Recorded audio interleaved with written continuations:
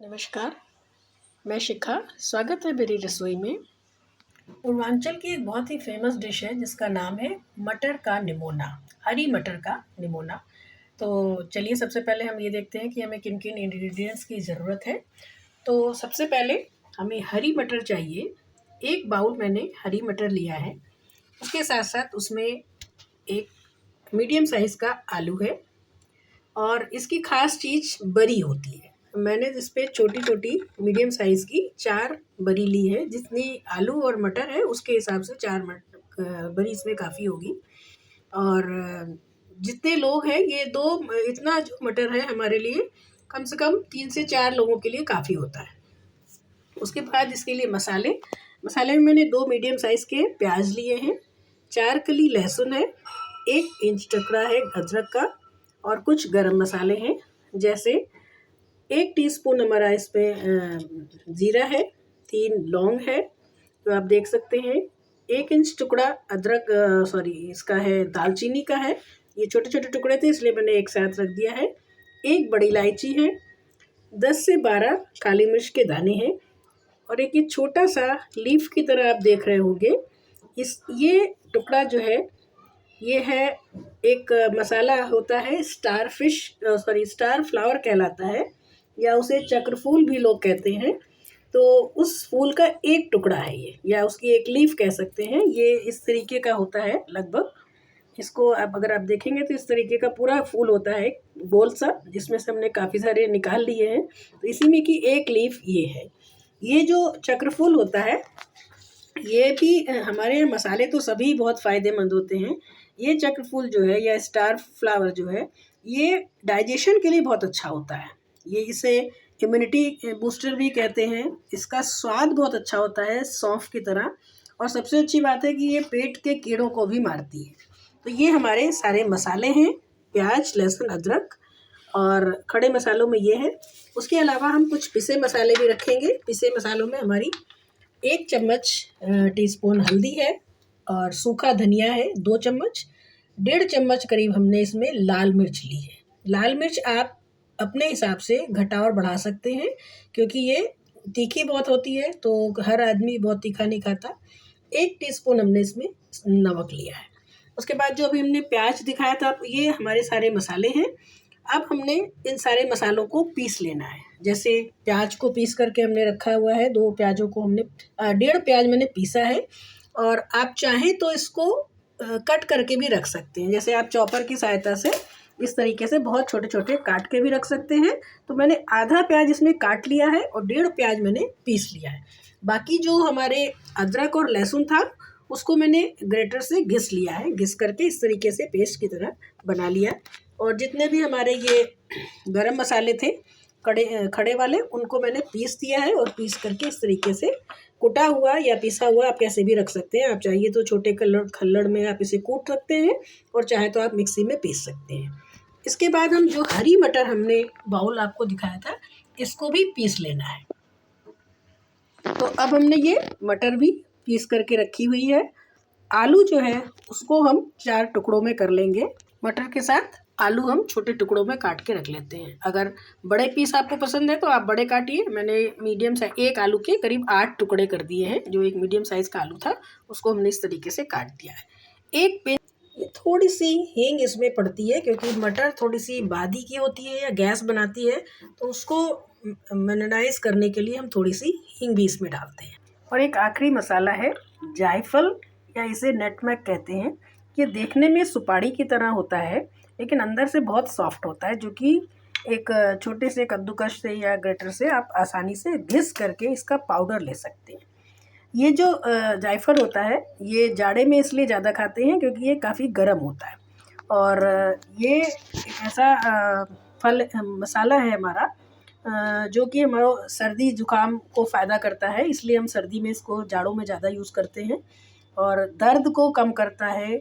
और सबसे अच्छी बात है कि किसी भी करी को अगर कोई भी सब्ज़ी हम बनाते हैं तो उसकी करी को ये गाढ़ा कर देता है, लेकिन इसको कम मात्रा में यूज़ करते हैं क्योंकि ये नुकसान भी उतने ही तेज़ी से करता है। तो सर्दी जुकाम में फ़ायदा करता है, इसलिए जाड़े में जायफल को घिस करके पेट में भी लगा दिया जाता है। और इसको हम इसमें डालने के लिए इस कद्दूकस की सहायता से बहुत थोड़ा सा घिसेंगे और घिस करके इसके पाउडर को ले लेंगे। बहुत सॉफ्ट होता है, इसलिए बहुत आसानी से, देखिए ये आसानी से घिस करके ये पाउडर इकट्ठा हो जाता है। तो इस तरीके से ये पाउडर इकट्ठा हो जाएगा और हमारे लिए इससे बहुत थोड़ा सा 1 पिंच बराबर ही हमको डालना होता है। तो अब हम शुरू करते हैं निमोना बनाना। इसके लिए सबसे पहले हम एक कढ़ाई रखेंगे। कढ़ाई में हमने 2 बड़े चम्मच सरसों का तेल डाला है और जो हमारा 2 चम्मच तेल है इसको गैस ऑन कर दिया है। और जैसे ही गैस से ये तेल गर्म होगा तो हम इसको थोड़ा सा एक आलू का टुकड़ा या कुछ भी डाल के, हल्का सा प्याज का टुकड़ा डाल के देखेंगे कि ये गर्म हुआ कि नहीं। अब ये गर्म हो गया है तो सबसे पहले हमने जो आलू काट के रखे थे उन्हें हम इसमें डाल करके इसे हल्का सा फ्राई करेंगे। आलू के टुकड़े जो हमने काटे थे उसको हम इस तेल में फ्राई करेंगे। इस वक्त हम तेल ज़्यादा इसलिए लेते हैं कि आलू के साथ हम बरी को फ्राई करेंगे और उसके बाद जो पिसी हुई मटर है वो इसी तेल में हम फ्राई करेंगे। और मटर को फ्राई करने में तेल ज़्यादा लगता है। अगर उस वक्त हमें ज़्यादा लगेगा तो थोड़ा सा निकाल देंगे, क्योंकि उसके बाद उसी तेल में हमको मसाला भी भूनना होता है। तो फ़िलहाल जल्दी भुन जाए इसलिए हम 2 चम्मच पहले ही डालते हैं और आलू को अच्छे से फ्राई कर लेते हैं थोड़ा, जिससे हल्का सा पक भी जाता है, हल्का हल्का सा ये गुलाबी हो जाता है। गैस को हम सिम कर देंगे और आलू अब हमारे हो गए हैं। तो इन्हें देखिए अच्छे से लाल हो गए और इनका हम तेल निकाल करके इसको हम प्लेट में निकाल देते हैं। अब इसी तेल में हम जो हमने बरी निकाल के रखी थी मूंग उड़द की, उसको भी इसी में डाल देंगे और इसे भी अच्छे से हम फ्राई कर लेंगे। थोड़ा सा गैस ऑफ फ्लेम बढ़ाएंगे और इसी गरम तेल में हम इसको बरी को फ्राई कर लेंगे। बरी को फ्राई करने के बाद ये असल पे देर में पकती है, इसलिए एक काम हमको करना है कि जब हमारी बरी भुन जाए तो इसको जिस हम बर्तन में रखेंगे उसमें थोड़ा सा पानी डाल देंगे। जैसे हम बाउल में निकाल लेंगे और बाउल में ही हम थोड़ा सा पानी डाल देंगे तो उससे बरी भीग जाती है, लेकिन चूँकि पहले ही फ्राई हो चुकी है इसलिए वो कच्ची नहीं लगती। तो भीगी हुई बरी दोबारा जब हम पकाएंगे तो जल्दी पक जाएगी, वरना इसको पकाने में बहुत टाइम लगता है और फिर ये कच्ची कच्ची सी लगती है। आलू वगैरह पक जाते हैं, बरी नहीं पक पाती है। इसको हमने देखिए भून लिया है। अब इसको निकाल के एक बाउल में रखेंगे और बाउल में हम थोड़ा सा पानी डाल देंगे जिससे कि अच्छे से बाद में पकी हुई मिले। बरी हमने निकाल दी है, इसमें हम थोड़ा सा पानी डालेंगे जिससे बरी इसमें भीग जाए। और इसमें तेल थोड़ा ज़्यादा है, इसको अभी हम निकाल के और बाकी इसमें मटर डाल देंगे। तेल हमने कम कर दिया है और अब हम इसमें थोड़ी सी हींग डालेंगे जो हमने निकाली थी, और जैसे ही इसमें चटकेगी वैसे ही हम इसमें मटर डाल देंगे, क्योंकि मटर हमको इसी तेल में भूनना है। हींग इस स्टेज पर हींग बहुत अच्छे से भून जाती है और फिर मटर के साथ वो मिल जाती है तो उसका स्वाद मटर के साथ बहुत अच्छा सा हो जाता है। अब हम इस मटर को अच्छे से भूनेंगे जब तक कि ये बिल्कुल ड्राई नहीं हो जाएगी।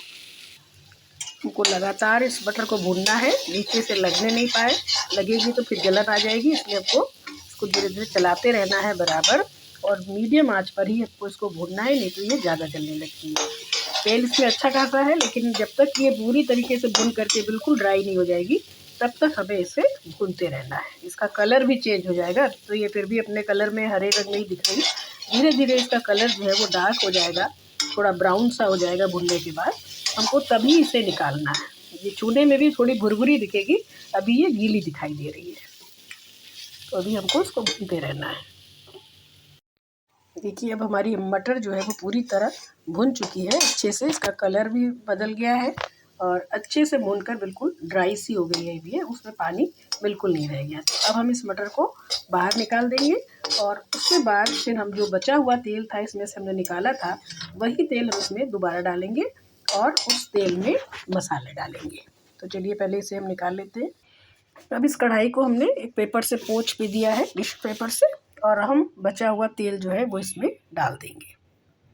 इसी तेल में हमको मसाला भूनना है। जब ये तेल थोड़ा सा गर्म हो जाएगा, तेल हमारा गर्म हो गया है, तो अब हम इसमें वो जो घिस के रखा था लहसुन अदरक का पेस्ट हमने, वो हम इसमें डाल देंगे और इसको अच्छे से भून लेंगे। जैसे ही ये अदरक लहसुन का पेस्ट थोड़ा सा भुन जाए तब हम इसमें कटी हुई प्याज डाल देंगे। जो हमने आधी प्याज काट के रखी थी उसे हम इसमें डालेंगे। हमारा लहसुन और अदरक का पेस्ट इसमें लगभग भुन गया है क्योंकि ये हमने कद्दूकश किया था और इसमें हल्की सी स्मेल भी आने लगी है। अब इसके बाद हम इसमें कटी हुई प्याज जो थी वो डाल देंगे, वो भी इसमें अच्छे से भुन जाएगी। बिल्कुल लाल नहीं करना है लहसुन प्याज को, थोड़ा सा होने के थोड़ा अदरक लहसुन जब हो जाए उसी के बीच पे प्याज डाल देंगे तो दोनों साथ साथ भुन जाएंगे।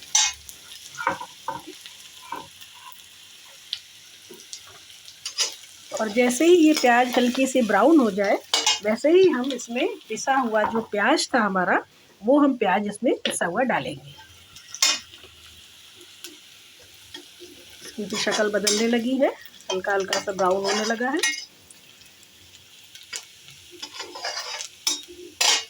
अब ये हो गया, अब इसी स्टेज पर हम पिसी हुई प्याज इसमें डाल देंगे और उसको अच्छे से भून लेंगे।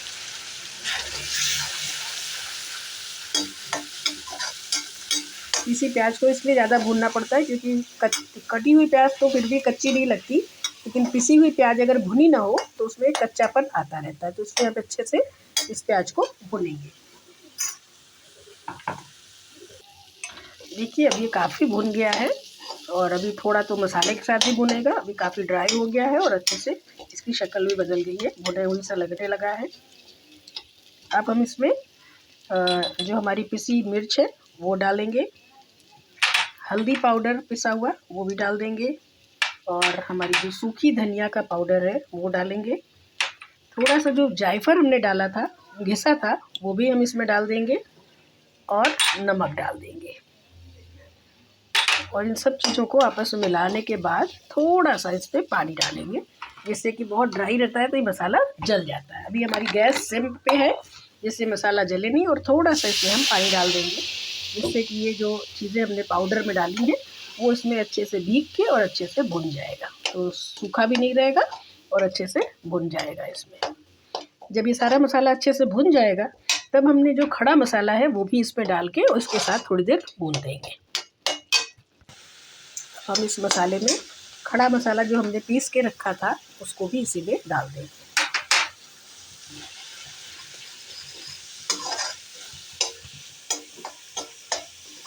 इसका कलर बहुत अच्छा आ रहा है।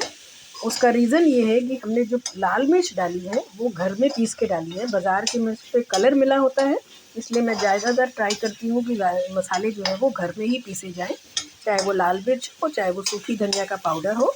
अगर आप घर में पीसते हैं तो प्योरिटी की भी गारंटी होती है और उसका कलर भी बहुत अच्छा आता है। अब ये मसाला हमारा लगभग भुन गया है क्योंकि अब ये थोड़ा थोड़ा सा तेल छोड़ने लगा है। अब इस स्टेज पर हम इसमें बड़ी जो हमने भून के रखी थी उड़द की, उसको पानी में हमने भिगोया था तो उसे हमने फोड़ दिया था और उसके बाद अब हम इसे इसी पानी में डाल देंगे। मसाले के साथ बड़ी को डाल देंगे तो थोड़ी देर बड़ी इसके साथ मसाले के साथ हो जाएगी और इसके बाद हम इसमें आलू डाल देंगे। तब हम इसमें भुने हुए आलू भी डाल देंगे। आलू फ्राई करते समय थोड़े पक गए थे, लेकिन थोड़ी अभी कसर है और बड़ी में भी थोड़ी कसर है, तो अभी हम मटर नहीं डालेंगे। आलू और इस बड़ी को इसके साथ रख करके धीमी आंच पे थोड़ी देर के लिए थोड़ा सा भूनने के बाद हल्का सा पानी डालेंगे जिससे ये जलने न लगे और इसको हम ढक करके थोड़ी देर पकाएंगे। उसके बाद हम इसमें मटर को मिलाएंगे। इसे हम एक थाली से ढक देंगे और धीमी आंच पे पकाएंगे। 2 मिनट के बाद हम इसे खोल करके और फिर इसमें हम मटर मिलाएंगे। अब हम इस प्लेट को खोल देंगे और उसके बाद देखेंगे कि काफ़ी अच्छे से ये हो गया है। और अब इसी में हम सिम पर हमने गैस रखी थी और इसी में हम अपना मटर भी डाल देंगे और सब चीज़ें मिला के इसमें हमने मटर भी डाल दी है और ये सारी चीज़ों को मिला करके अब ये सारी चीज़ें मिला ली। आलू में हल्का सा कसर है इसलिए हम इसमें थोड़ा सा अब हम इसमें करी के लिए पानी लगा देंगे। पानी थोड़ा सा ज़्यादा इसलिए लगाएंगे कि इसमें आलू और मटर अभी थोड़ी सी पकेगी। अभी तो हमने भुना है सिर्फ, तो अब ये इसके साथ पकेगी और पकने के बाद हम देखेंगे आलू और वो पक गया होगा, तब हम इसको ऑफ़ करेंगे। तो थोड़ा सा पानी और बढ़ा देंगे और धीमी आंच पे इसको पकाएंगे जिससे कि इसको हमें दोबारा पानी न डालना पड़े और चीज़ें इसमें पक जाएँ। और पकने के बाद फिर हम इसको निकालेंगे और धनिया से गार्निश करेंगे। तो अब हम इसे फिर से ढक देते हैं। 5 से 7 मिनट तक हम इसको पकाएंगे, तब तक ये हमारी पूरी सब्ज़ी तैयार हो जाएगी। हम चेक करेंगे तो इसमें हमारा आलू और बड़ी दोनों चीज़ अगर हम देखेंगे तो ये हमारा एकदम आराम से टूट जा रहा है, आलू भी और बनी हुई। इसका मतलब ये सब्जी हो गई। अब हम गैस को ऑफ करेंगे और इसमें हम किसी एक डोंगे में इसे खाली करेंगे। इस सब्जी को हमने इस डोंगे में खाली किया है और हमने जो धनिया काट के अलग से रखी थी गार्निश के लिए, उस धनिया को इसमें अच्छे से ब्रिंग कर देंगे। धनिया आपको जितनी अच्छी लगती हो उतनी आप इसमें डाल सकते हैं, क्योंकि ये जो करी है उसको गाढ़ी करती है। तो इस तरीके से हम धनिया डाल के और इसको हम सर्व करेंगे। तो ये है हमारी मटर का निमोना। कैसा लगा बनाकर बताइएगा। Thank you.